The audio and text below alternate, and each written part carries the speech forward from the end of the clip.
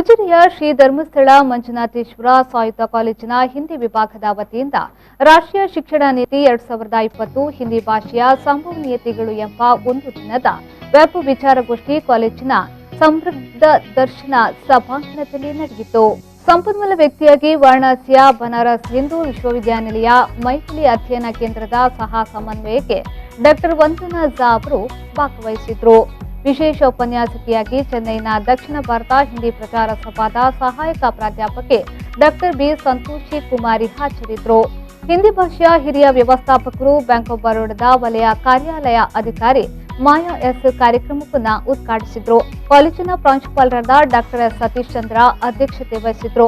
ಈ ಸಂದರ್ಭದಲ್ಲಿ ಕಲಾ ವಿಭಾಗದ dean doctor A Jayakumar Shetty, SDM BEd ಕಾಲೇಜಿನ ಪ್ರಾಂಶುಪಾಲರಾದ ಡಾಕ್ಟರ್ ನಿತ್ಯಾನಂದ, ಆಡಳಿತ ವಿಭಾಗದ registrar doctor BP Sampath Kumar ಹಾಗೂ ಪರೀಕ್ಷಾ ವಿಭಾಗದ ರಿಜಿಸ್ಟ್ರಾರ್ ಶಾಂತಿ ಪ್ರಕಾಶ್ ಉಪಸ್ಥಿತರಿದ್ದರು. ಬ್ಯೂರೋ ರಿಪೋರ್ಟ್ ವಿ4 ನ್ಯೂಸ್ ಧರ್ಮಸ್ಥಳ.